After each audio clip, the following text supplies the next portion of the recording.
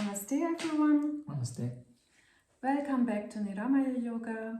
We are going on in our little home remedies with yoga and health when there are certain things in life sometimes not so balanced. At the moment we are still with the bladder and with the urinary tract infection. And today I have asked Mr. Mishra to join us because he has a little bit a point in Ayurvedic view. So I have asked him what is something we can also know and practice to keep us balanced in our urinary tract and bladder. So what would that be? Yeah, it's actually there are quite various aspects of this problems, but today I would like to speak about just this. First of all, I would like to tell we are not saying I'm not giving any treatment. It is just some lifestyle and home remedies as per Ayurveda and yoga that you can inculcate in your life and live a healthy life and keep it balanced. Yeah. So when it comes to this bladder and urinary tract infection area, one aspect we need to understand, especially in women. I mean, this is very common in women because women have certain organs.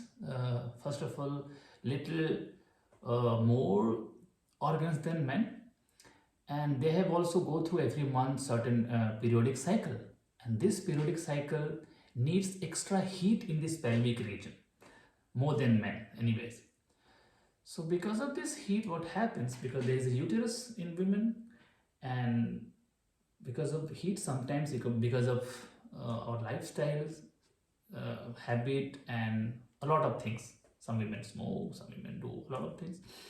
So in that, when the heat sometimes goes out of balance in this area, it also reaches the bladder.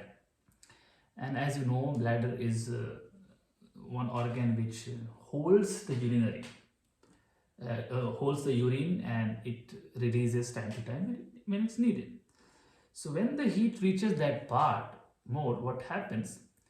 It starts destroying the healthy bacteria which is needed to protect the bladder and the tract area, urinary tract area.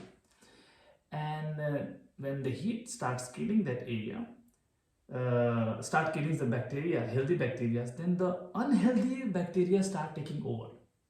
And that is the first root cause of infection starts happening there.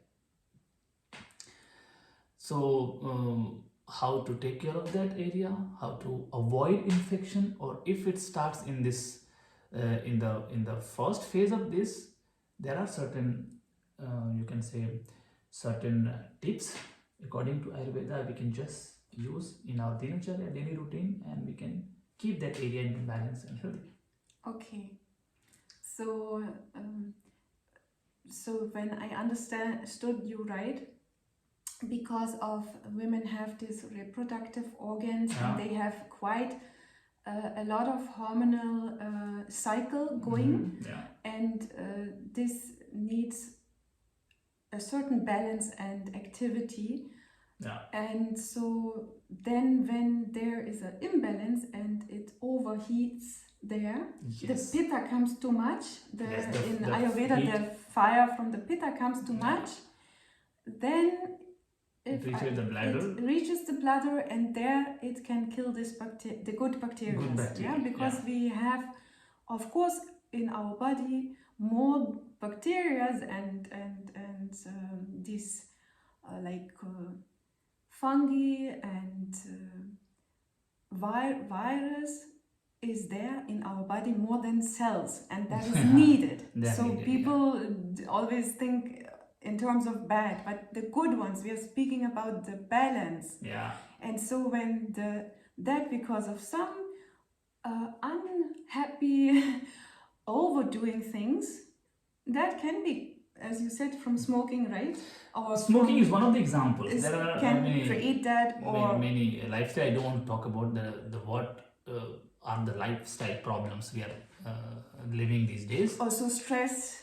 Yeah? Yeah. When you have stress, then it can happen, and this is what you point out, right? Yes. Okay, and when this is the case, so what can we do then? We just need to keep our extra heating in order. And for that, the first thing Ayurveda speaks, it has spoken in all the scriptures of Ayurveda about, I'm not talking about how much water intake one should drink on regular basis, but how to drink water, that is more important.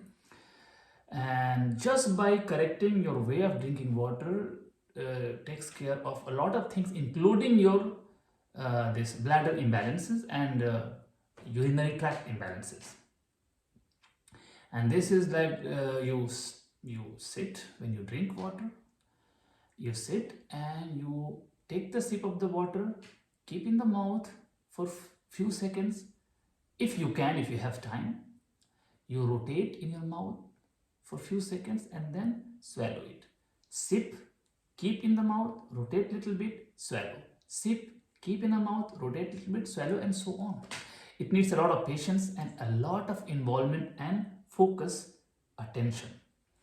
And how it works is that why it is so healthy, that water gets combined with your saliva, and as you must be knowing that saliva has a lot of alkaline in nature.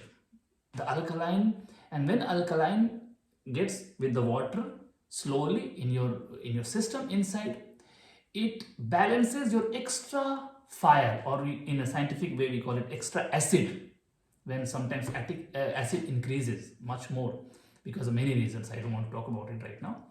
So it balances the acid inside and it neutralizes the acid, which helps to keep the heat in balance and which protects and safeguards our bladder and our tract.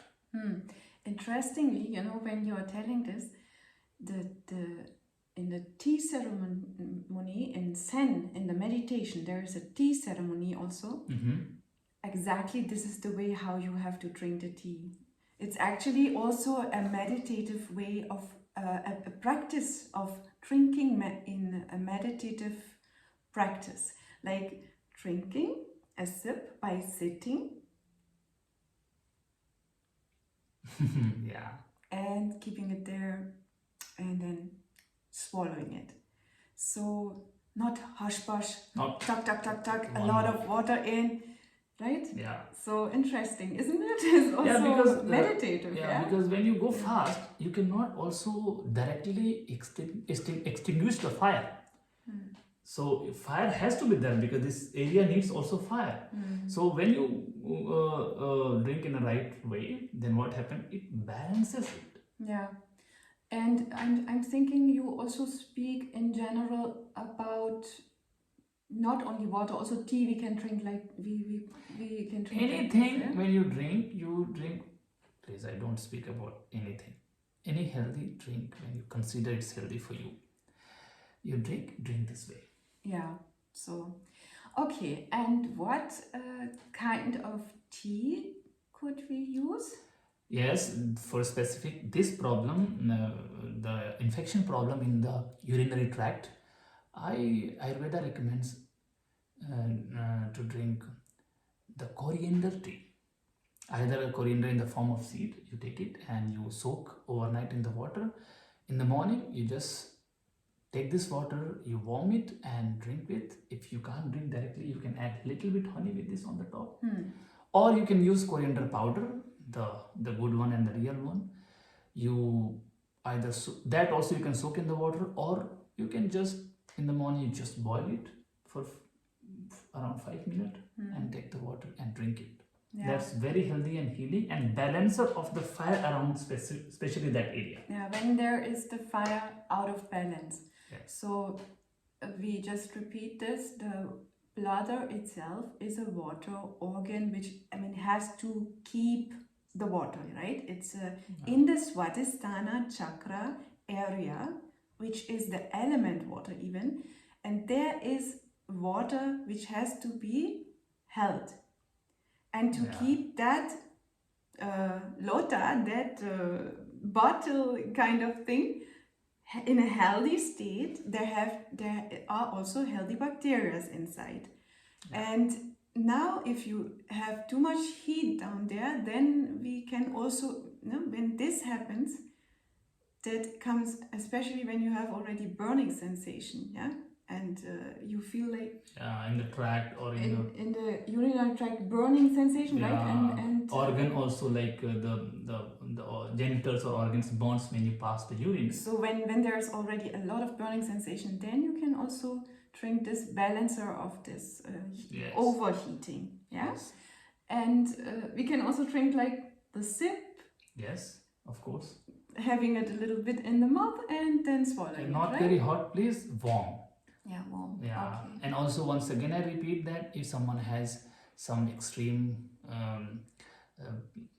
illness or some extreme problem, please don't forget to consult your doctor, diagnostic doctor, any doctor. Yeah, especially when you have fever, you must definitely go this right problem away. Because we are not talking about any treatment here. We are just talking about the lifestyle with the and the help balance, balance, so that you get a little bit an idea, Yes, with the help of yoga and Ayurveda. Yeah.